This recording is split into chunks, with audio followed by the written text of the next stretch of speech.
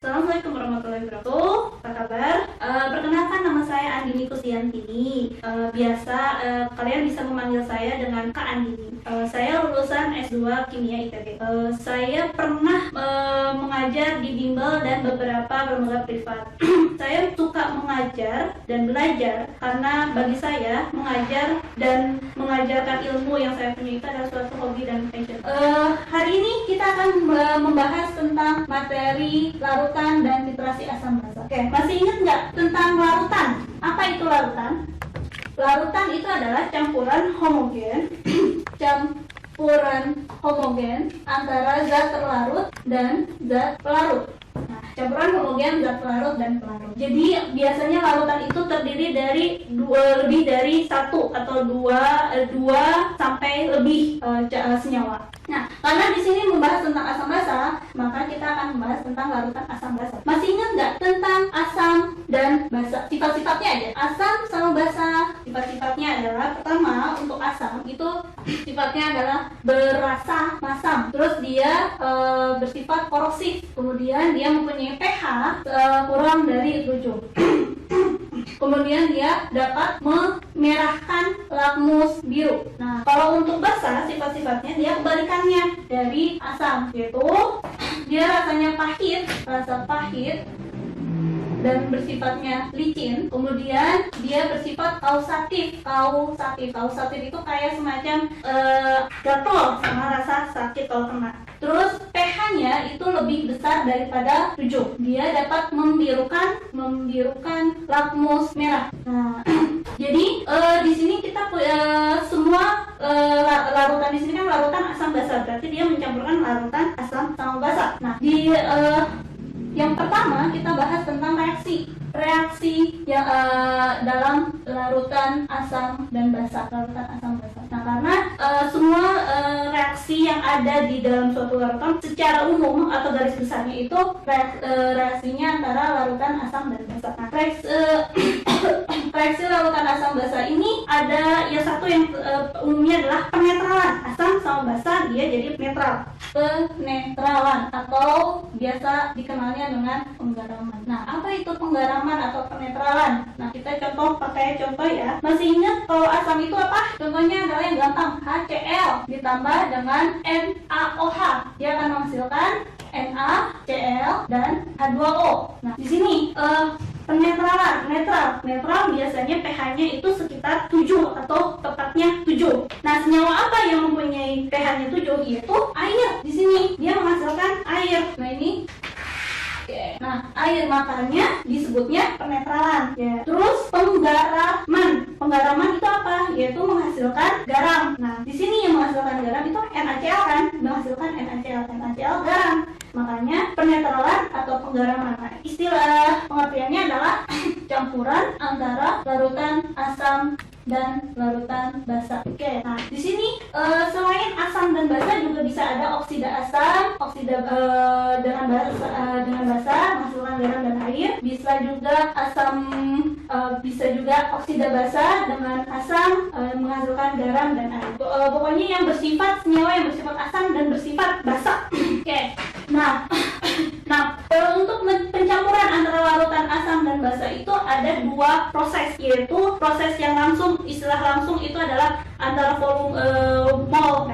volume asam sama volume basa disatuin langsung, itu akan menghasilkan larutan baru. Nah, larutan baru itu bisa sifatnya baru atau sesuai dengan yang paling banyak, atau bisa juga sesuai dengan asalnya. Itu maksudnya.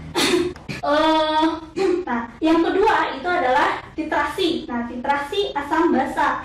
Nah, titrasi asam basa itu adalah proses pencampuran larutan asam yang ditambahkan larutan basa atau sebaliknya. Maksudnya jadi bisa si asamnya yang ditambahkan basa atau basa yang ditambahkan asam, sesuai dengan apa yang ditanyakan. Nah, tujuan dari titrasi asam basa itu adalah pertama, untuk mengetahui konsentrasi senyawa atau larutan, senyawa atau larutan yang ditanyakan. Kemudian yang keduanya adalah pembakuan, kerennya gitu, pembakuan. Oke. Nah, titrasi asam basa itu alat-alatnya apa aja sih? Alat-alat yang penting dalam titrasi. Satu ada yang namanya, yang pertama itu ada statif, klem atau biasa dikenalnya adalah penjepit, terus ada buret, yang terakhir adalah Erlenmeyer. Nah, keempat ini adalah yang secara umum digunakan dalam titrasi. Kalau dalam gambarnya itu kayak kita gambar, misalnya ini buretnya, ini klemnya, nah ini Erlenmeyer. Nah, ini adalah secara umumnya yang digunakan adalah empat ini. Tapi bisa juga bisa menggunakan alat-alat lain, misalnya corong dan lain-lain. Kemudian hal-hal apa sih yang penting dalam titrasi? Nah, yang pertama itu adalah disebut adalah larutan baku atau larutan standar. Apa itu larutan baku atau standar? Itu adalah larutan yang sudah diketahui konsentrasi secara tepat dan tetap. Jadi maksudnya tepat dan tetap itu adalah dia konsentrasinya sekian, dan tetap itu dia selama bertahun-tahun dia tidak berubah. Misalnya kayak HCl konsentrasi pas pembakuan larutan standar baku, konsentrasi awalnya itu 0,1234. Nah, selama beberapa tahun ke depan itu tetap 0,134, dia nggak akan berubah.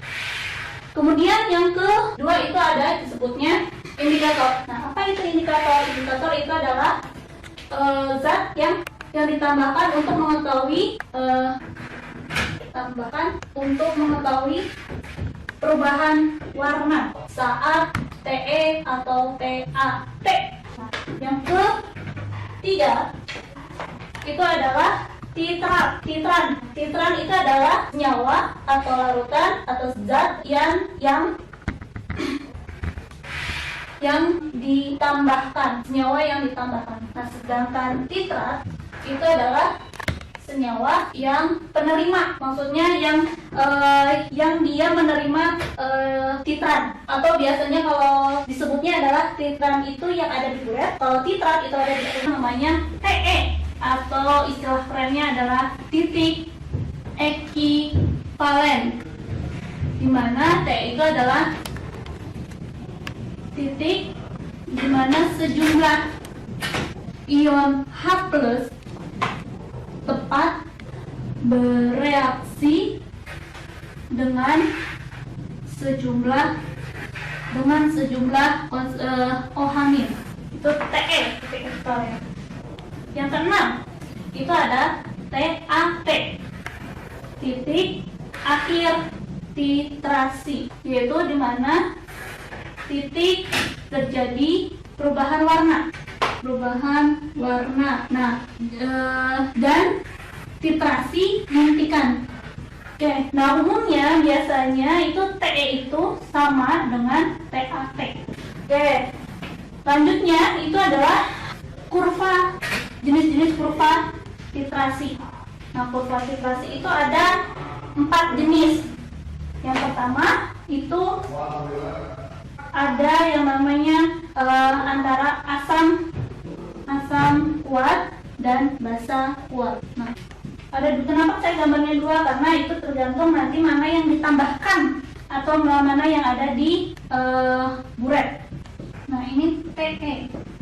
Nah, TE-nya biasanya sekitar, kalau asam kuat sama basa kuat, dia pasti TE-nya sama dengan 7, pH 7. Kemudian yang kedua itu ada asam lemah dan basa kuat. Oke, yang kedua adalah asam lemah dan basa kuat. Di sini pH-nya itu kalau yang sebelah kiri itu TE-nya itu 89, di mana yang ditambahkan adalah asam lemah. Sedangkan yang kanannya itu adalah yang ditambahkannya adalah basa kuat, yaitu TE-nya sama 8,9. Jadi dari kecil ke besar, kalau yang ini dari besar ke kecil. Yang ketiga itu adalah asam kuat dan basa lemah. Oke, yang ketiga adalah asam kuat dan basa lemah. Ya, dimana di sini yang sebelah kiri itu yang ditambahkan adalah asam kuat, yang sebelah kanannya itu adalah yang ditambahkan adalah basa lemah. Di sini yang asalnya basa seret menjadi asam kuat. Kalau yang sebelah kanannya yang asalnya asam ditambahkan basa lemah, dia akan menghasilkan basa. Nah, TE-nya itu 5 sampai 6 sama. Jadi yang kiri sama kanan TE-nya sama. Yang keempat itu adalah asam lemah dan basa lemah. Yang keempat adalah asam lemah dan basa lemah. Nah, di sini yang kanan itu yang ditambahkannya adalah asam lemah, yang kiri adalah yang ditambahkan asam lemah. Nah, TE-nya itu tergantung nilai Ka atau Kb-nya. Kalau misalnya Ka-nya lebih besar daripada Kb, berarti dia pH-nya di bawah 7. Tapi kalau Kb-nya lebih besar berarti di atas. Jadi ini TE-nya tidak bisa ditentukan, tapi lihat grafiknya aja berbeda. Karena ini kalau grafik yang kuat, yang ada kuatnya itu agak tajam perubahannya. Nah, kalau yang lemah-lemah itu jadi kayak landai gitu, perubahannya tidak tebal berubah gitu. Nah, ini untuk yang kemudian yang D-nya kita bahas tentang perhitungan atau rumus-rumus dalam titrasi. Nah, yang pertama itu adalah pengenceran. Jadi kalau yang namanya larutan itu untuk larutan asam basa atau titrasi asam basa pasti ada yang namanya pengenceran. Nah, pengenceran ini umumnya rumusnya adalah V1 M1 sama dengan V2 M2. Jadi V1 itu adalah apa? Jadi ini adalah yang satu itu adalah sebelum ditambahkan air. Yang kedua itu adalah yang sesudah ditambahkan air atau setelah pengenceran. Nah, V masih ingat kan V itu apa? Volume. V itu adalah volume. Jadi kalau V1 itu adalah volume awal. Kalau V2 itu adalah volume akhir. Nah, M1 itu adalah konsentrasi awal, M2 itu adalah konsentrasi akhir. Nah, jadi kalau yang namanya pengenceran itu adalah larutan mol awal itu sama dengan mol akhir. Mol sebelum pengenceran itu sama dengan mol setelah pengenceran. Misalnya gini, kakak ingin mengencerkan HCl yang asalnya 0,5 molar. Nah, diencerkan 5 kali, berarti dia jadi 0,1 molar. Dengan perhitungan dengan volumenya berapa? Jadi asalnya 10 mili, diencerkan jadi 50 mili, berarti konsentrasinya dia akan menjadi lebih kecil. Jadi semakin besar volume, konsentrasinya semakin kecil. Sampai sini ada pertanyaan? Oke, ada ya. Kita lanjutkan. Yang kedua itu tentang perhitungan pH. Nah, perhitungan pH biasanya untuk mencari nilai konsentrasi. Perhitungan pH itu kan masih ingat pelajaran sebelumnya itu ada pH itu min log OH min log H plus atau POH itu sama dengan min log OH min. Nah, kita harus mencari nilai H plus sama OH minnya seperti apa. Nah, untuk mencari H plus sama OH minnya itu kita mencari sama seperti mencari konsentrasinya. Jadi kita punya mol asam sama dengan mol basa atau biasa singkatnya adalah Na sama dengan Nb. Jadi untuk kayak kalau misalnya penetralan itu kan asam tambah basa itu jadi netral kan, tepat bereaksi dengan basa. Makanya mol asam itu harus sama dengan mol basa agar bisa terjadi reaksi penetralan. Jadi ini Na sama dengan Nb. Nah, N itu apa? N itu adalah volume kali konsentrasi. Jadi kalau A itu asam ya. Oke, di sini.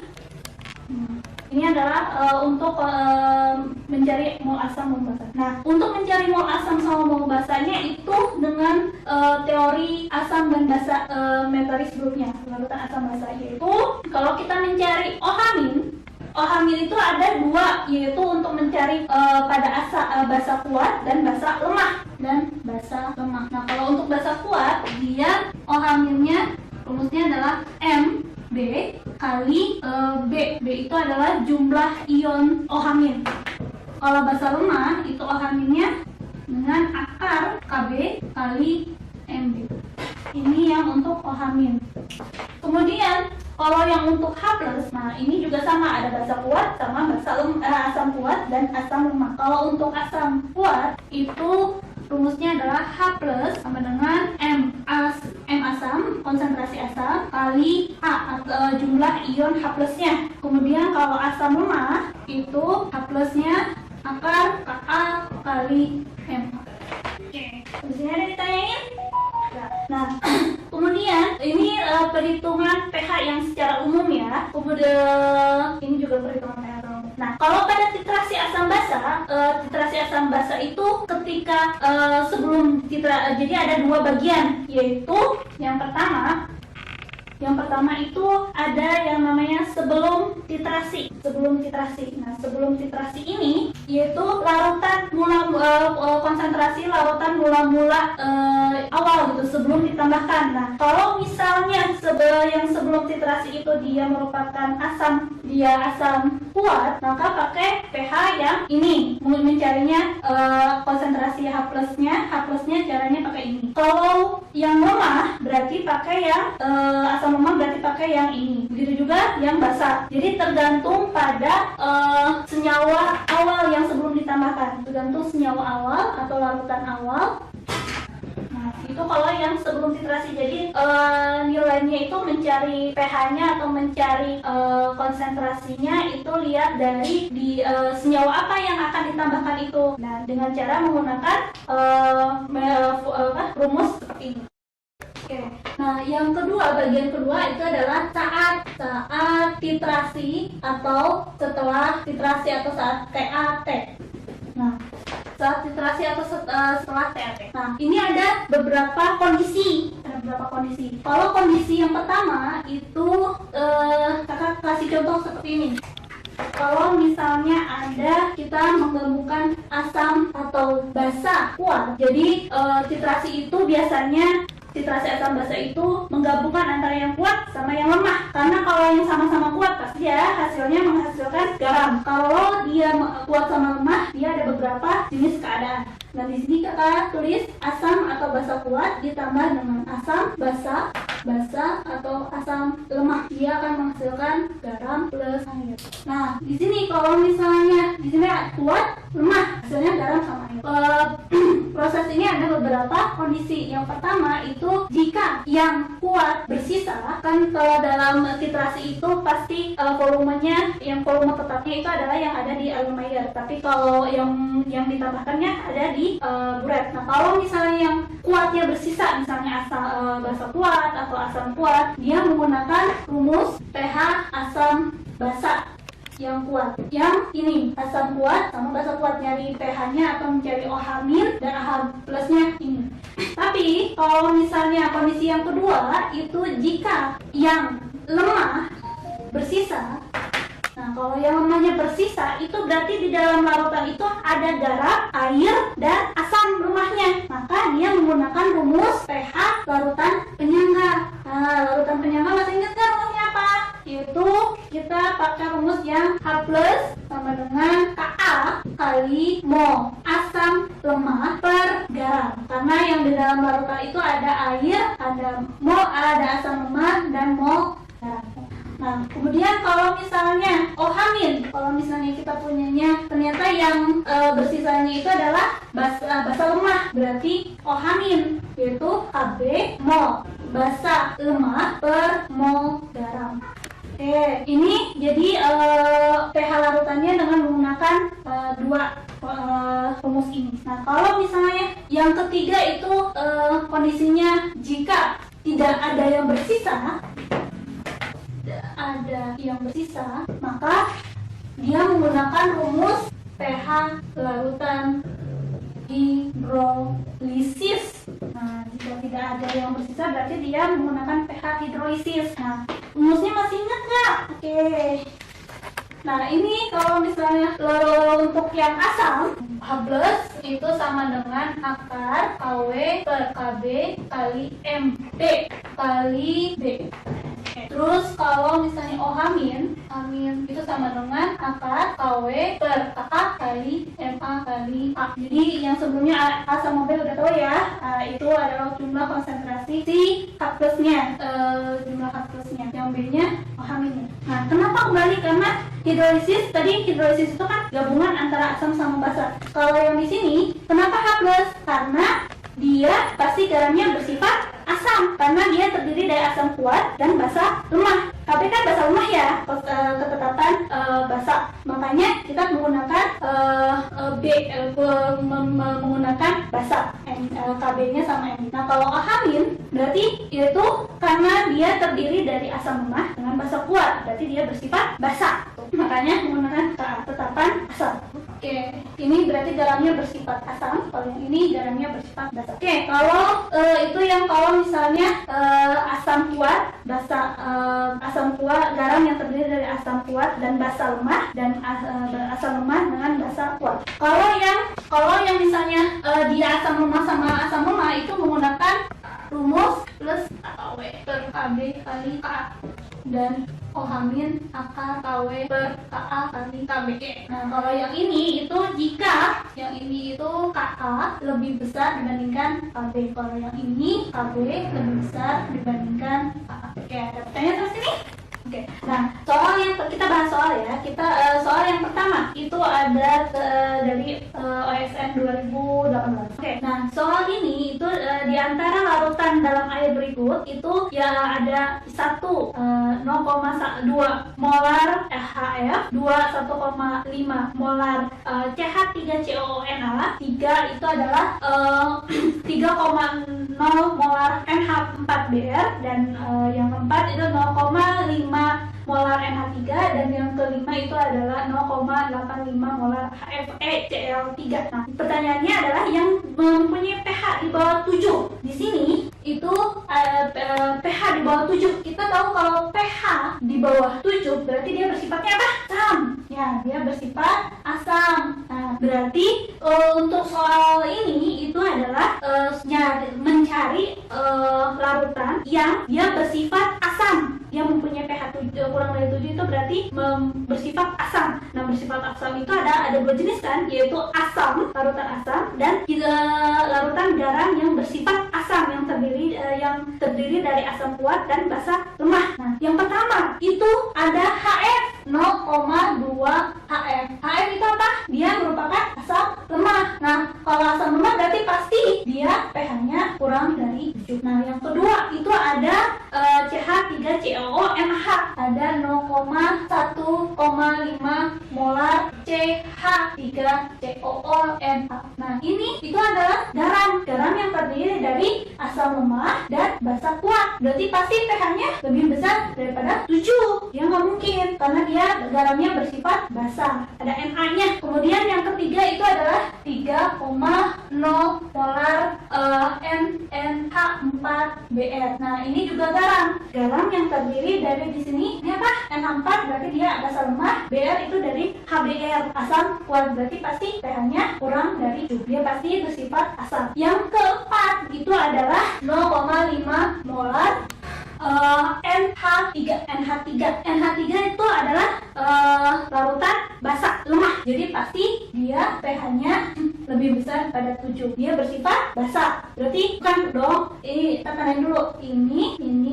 Yang ini bukan, yang ini juga bukan. Nah, yang terakhir itu adalah 0,85 molar FeCl3. Nah, FeCl3, Fe-nya dia termasuk basa lemah. Nah, HCl3 itu dari HCl, berarti dia asam kuat. Ada 3 lagi, berarti dia termasuknya mempunyai pH kurang dari 7. Berarti di sini yang mempunyai pH kurang dari 7 yang bersifat asam itu ada yang nomor 1, ada HF, ada NH4Br, ada FeCl3. Jadi jawabannya adalah yang A, 1, 3, 5. Nah, soal yang kedua itu dari SBMPTN 2018 dengan kode 417.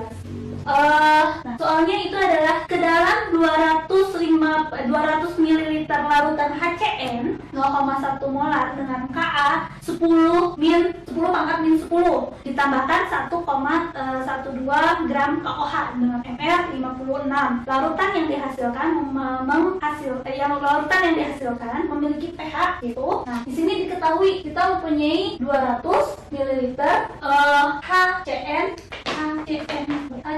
0,1 molar. K-nya itu 0,10 pangkat min 10. Terus ada lagi, yaitu ada 1,12 gram KOH dengan MR-nya sama dengan 50. Oke, nah ini larutan yang dicampurkan memiliki pH. Oke, kita jawabannya. Nah, dari kalau kita mempunyai HCN, dia asam lemah. KOH dia adalah basa kuat. Berarti dia menghasilkan pasti ada garam. Garamnya yang bersifat basa. Tapi kita lihat dulu molnya masing-masing. Berarti kita menghitung molnya. HCN itu sama dengan 200 ml kali 0,1 molar, yaitu 20 kali 10 pangkat min 3 mol. Kalau molnya KOH itu dia 1,12 gram per ml-nya 56. Dia mempunyai mol itu 2 kali 10 pangkat min 2 mol.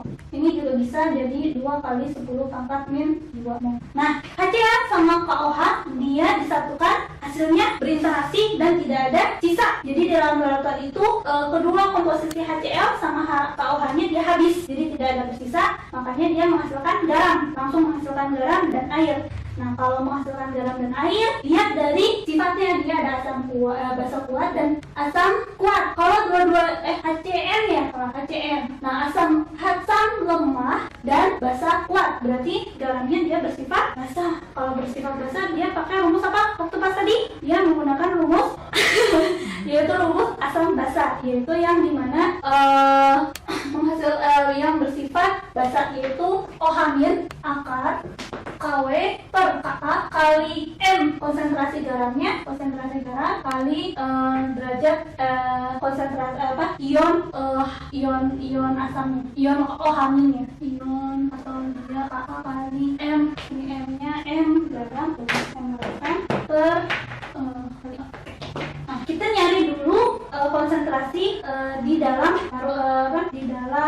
larutan ini. Kan dia molnya sama ya, molnya sama. Volumenya sama nggak? Volumenya sama. Kenapa? Karena dia larutannya dia berupa larutan ini zat padat. Larutan dia cair, ini padat. Berarti dia termasuknya dalam 200 ml. Berarti KW, masih ingat kan KW apa? KW itu adalah konsentrasi tetapan air ya, konsentrasi water, konstanta water. Berarti kita punya akar 10 pangkat min 14 per 10 pangkat min 10. Nah, di sini konsentrasinya karena dia sama-sama 0,02 berarti dia pasti menghasilkan 0,2.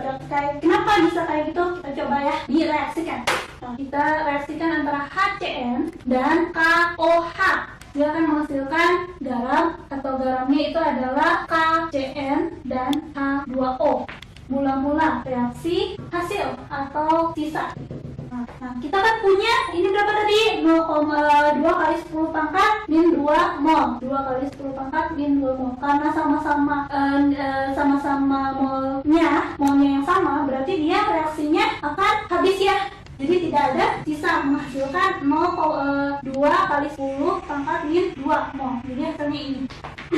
Karena dia volumenya 200 ml, berarti konsentrasi garamnya, konsentrasi KCN itu sama dengan 2 kali 10 pangkat min 2 mol per 200 ml. Berarti 2 kali 10 pangkat min 2 per 2 kali 10 pangkat min 3 2 pangkat min 2 liter. Berarti nilainya adalah 0,1 molar. Jadi kita masukin yang tadi, masukin ke sini. Jadi ininya adalah 0,1. Nah, A-nya itu karena kalau KOH, OH- dan HCN-nya itu 1, OH-nya 1 berarti kali 1. Maka kita masukkan akar ini 10 pangkat min 14 dikurangi 10 pangkat dibagi dengan 10 pangkat min 10, berarti dia jadinya 10 pangkat min 4. Ini ada kali 10 pangkat min 1, berarti jadi akar 10 pangkat min 5. Nah 10 pangkat min 5 itu sama dengan kalau dikeluarin akarnya jadi 10 pangkat min 5 per 2. Jadi POH itu sama dengan min log OH min. Nah, OH minnya tadi 10 pangkat min 2, min log 10 pangkat min 5 per 2. Berarti kalau itu jadi dia 5 per 2 atau sama dengan 2,5. Ini adalah POH. Yang dicari kan pH ya, dicari pH. Berarti pH itu sama dengan 14 dikurangi POH. Berarti 14 dikurangi 2,5 sama dengan 11,5. Jadi jawabannya adalah yang C. Oke, soal yang ketiga yaitu UTBK SBMPTN tahun 2019. Nah, di sini soalnya itu adalah sebanyak 20 ml larutan hidrazin atau N2H4 itu 0,02 molar dengan Kb-nya itu adalah 2,0 10 pangkat min 6 dititrasi dengan larutan asam kuat HCl 0,01 molar. Nah, pH larutan hidrazin sebelum dititrasi adalah, berarti di sini larutan hidrazinnya itu merupakan titrat yang ada di Erlenmeyer. Nah, berarti kalau sebelum dititrasi berarti dia murni hidrazin. Larutan hidrazin dia bersifat basa karena dia ada Kb-nya, dia pasti bersifat basa. Nah, makanya jadi larutan hidrazin dia pakai rumus apa untuk mencari pH hidrazinnya? Larutan hidrazin pakai menggunakan pH larutan basa lemah, yaitu apa? Jadi kita ini dulu ya, diketahui itu adalah larutan Mn2H4 hidrazin itu adalah 0,02 molar atau biasa 2 kali 10 pangkat min 2 molar. Kemudian volumenya itu adalah 200 mili atau sama dengan 2 kali 10 pangkat min 2 liter. Kemudian ada Kb hidrazin itu adalah 10 pangkat min 6, 2 kali 10 pangkat min 6, 2 kali 10 pangkat min 6 Kb. Oke, nah tadi ditanyakannya adalah pH larutan hidrazin atau N2H4 sebelum titrasi. Oke. Nah, berarti dia pasti menggunakan rumus awal yaitu OH min sama dengan akar AA kali KB kali MB dan B. B itu adalah jumlah ion OH minnya. Hidrazin N2H4 dia mempunyai OH minnya dia 1. Berarti kita masukin angka-angkanya. Akar 2 kali 10 pangkat min 6, kemudian konsentrasinya 2 kali 10 pangkat min 2 juga, 2 molar ya. Karena B-nya itu sama dengan 1, hidrazin itu OH minnya, jumlah OH minnya 1. Maka kita masuk dikalikan 2 kali 2, 4 40 pangkat min 6 dikali dengan 10 pangkat min 2 itu jadi 10 pangkat min 8. Nah, berarti kalau dikeluarkan jadi OH min sama dengan akar 2 kali 10 pangkat min kata-kata lagi ya, 2 kali 10 pangkat min 4. Oke, berarti kita punya POH itu berarti min log OH min, berarti min log OH minnya adalah 2 kali 10 pangkat min 4, berarti jadi 4 min log 2. Maka pH itu sama dengan 14 dikurangi 4 min log 2, yaitu jadi 10 plus log 2. Jawabannya adalah yang D. Yang D.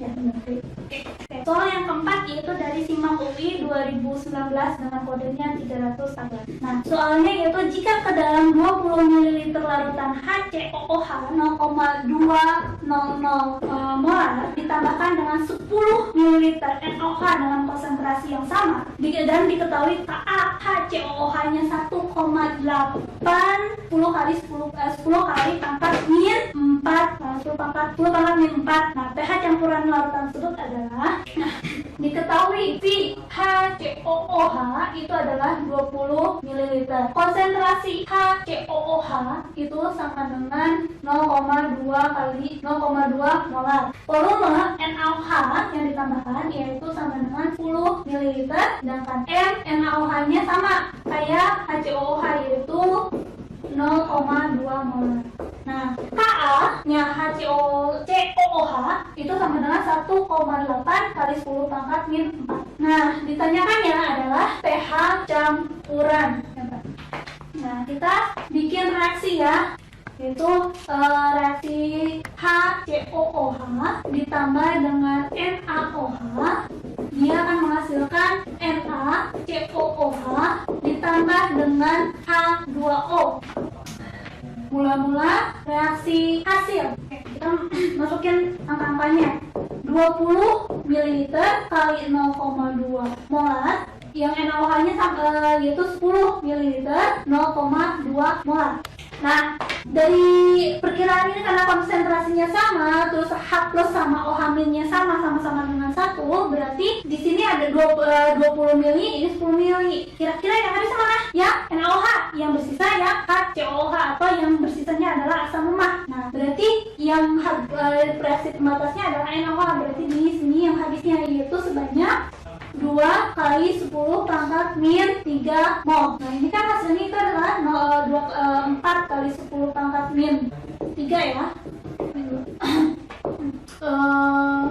Berarti 4 dikurangi 2 itu sama dengan sisanya hasilnya 2, 10 pangkat min 3 mol. Ini habis, dia menghasilkan 2 kali 10 pangkat min 3 mol. Nah, kalau di dalam larutan itu ada asam lemak dan garam, berarti dia merupakan larutan penyangga. Berarti dia menggunakan rumus pH penyangga, yaitu gimana pH penyangga? Itu H plus Ka kali mol asam lemak per mol garam. Masukin angka-angkanya.